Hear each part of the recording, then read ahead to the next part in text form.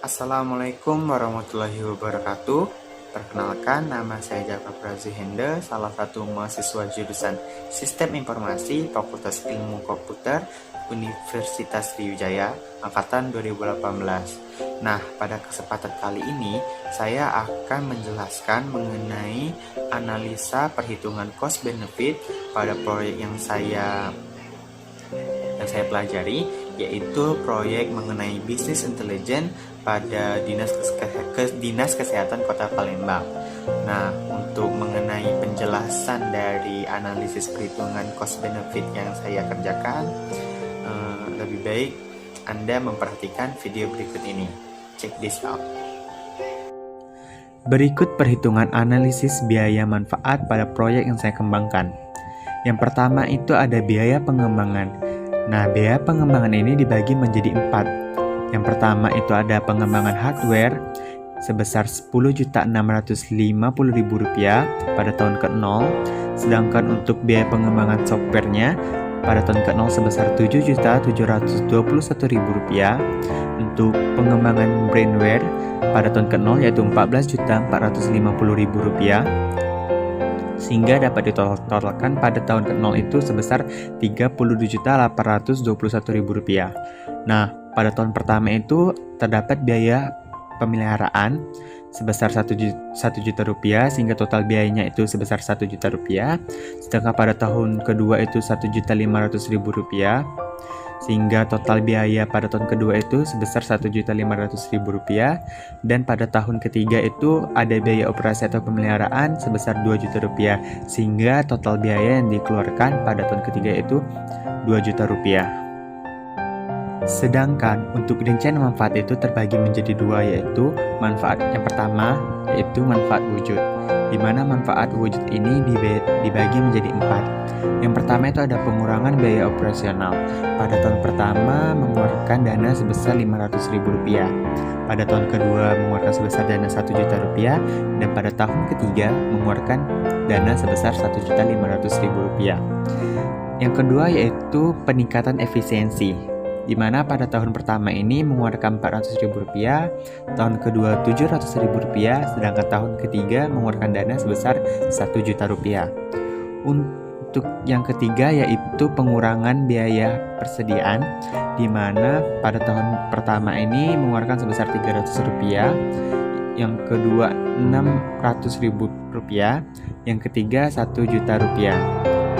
Sedangkan untuk yang pengurangan biaya pelatihan per karyawan ini mengeluarkan atau mengurangi pada tahun pertama sebesar Rp1 juta, pada tahun kedua Rp1 juta, dan pada tahun ketiga itu sebesar Rp1 juta juga. Sehingga dapat ditotalkan, maka total wujud pada tahun pertama sebesar Rp2.200.000, yang pada tahun kedua sebesar Rp2.760.000, sedangkan pada tahun ketiga sebesar Rp4.500.000. Kedua, yaitu manfaat tak berwujud, di mana di sini dibedakan menjadi 7. Yang pertama itu peningkatan mutu pelayanan. Pada tahun pertama mengeluarkan sebesar Rp1 juta, tahun kedua Rp2 juta, tahun ketiga Rp3 juta. Yang kedua ada mempercepat proses pengambilan keputusan. Tahun pertama mengeluarkan dana sebesar Rp1.500.000, tahun kedua Rp2 juta, tahun ketiga Rp2.500.000. Yang ketiga yaitu peningkatan kepuasan kerja karyawan, di mana tahun pertama itu mengeluarkan dana sebesar Rp1 juta, tahun kedua Rp2 juta, sedangkan tahun ketiga Rp3 juta. Yang keempat ada meningkatkan keakuratan keputusan, di mana pada tahun pertama yaitu sebesar Rp1.500.000, tahun kedua Rp2.500.000, dan ketiga Rp3.500.000. Sedangkan yang kelima itu kemudahan analisis, mengurangi biaya sebesar Rp1.500.000 pada tahun pertama, sedangkan pada tahun kedua yaitu Rp2.750.000, pada tahun ketiga sebesar Rp4 juta. Untuk mengurangi risiko kesalahan data, pada tahun pertama sebesar Rp1 juta, pada tahun kedua Rp2 juta, sedangkan pada tahun ketiga Rp3 juta. Sedangkan yang terakhir yaitu meningkatkan keakuratan data pada tahun pertama sebesar Rp750.000, pada tahun kedua Rp1.000.000, sedangkan pada tahun ketiga Rp1.500.000. Sehingga dapat ditotalkan bahwa total tak berwujud pada tahun pertama yaitu sebesar Rp8.250.000, sedangkan pada tahun kedua yaitu Rp14.250.000, sedangkan untuk pada tahun ketiga yaitu sebesar Rp20.500.000. Sehingga total manfaat yang didapatkan dari penjumlahan manfaat wujud dan manfaat tak wujud pada tahun pertama sebesar Rp10.450.000, sedangkan pada tahun kedua sebesar Rp17.010.000, sedangkan pada tahun ketiga Rp25 juta. Nah, untuk proses yaitu selisih antara total manfaat dan total biaya pada tahun pertama sebesar Rp9.450.000, sedangkan pada tahun kedua Rp15.510.000, dan untuk pada tahun ketiga sebesar Rp23 juta.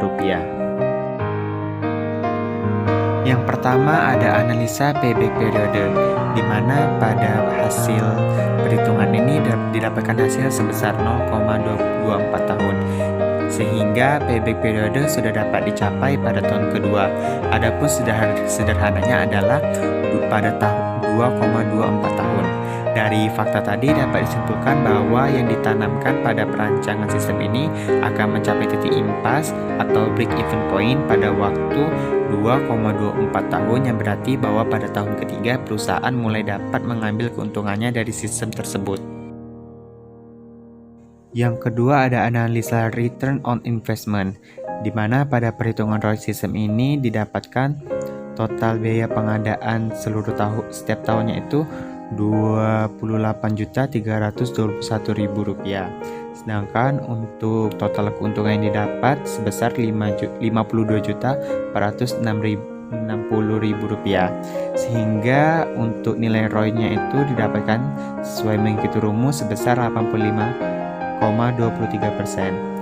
Sehingga bahwa sistem ini akan memberikan keuntungan pada tahun ketiga sebesar 85,23% dari biaya pengembangannya, sehingga sistem ini layak digunakan bagi perusahaan ini.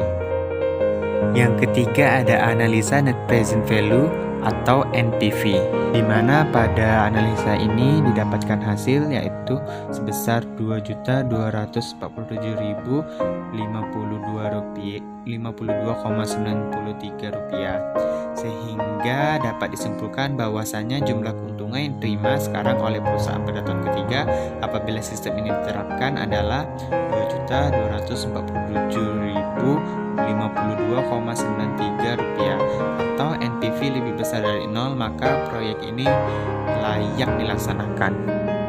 Sedangkan yang keempat yaitu ada analisa tingkat pengembalian internal atau IRR. Nah, pada analisa ini kita menggunakan 20%. Rumusnya sama seperti analisa yang sebelumnya, menggunakan rumus NPV, tetapi pada untuk mencari IRR ini menggunakan rumus lain, sehingga didapatkan hasilnya kalau IRR-nya sebesar 18,61%, di mana dapat diartikan bahwa proyek ini akan menghasilkan keuntungan dengan tingkat bunga 18,61% per tahun. Apabila tingkat bunga pengembalian atau rate of return yang diinginkan lebih dari 15% per tahun, maka IRR lebih besar dari 15%. Dengan kata lain, proyek dapat diterima. Nah, berikut penjelasan mengenai analisis perhitungan cost benefit pada proyek yang saya pelajari. Semoga kalian dapat mengerti dan mendapatkan sedikit ilmu dari apa yang saya jelaskan. Akhir kata, wassalamualaikum warahmatullahi wabarakatuh.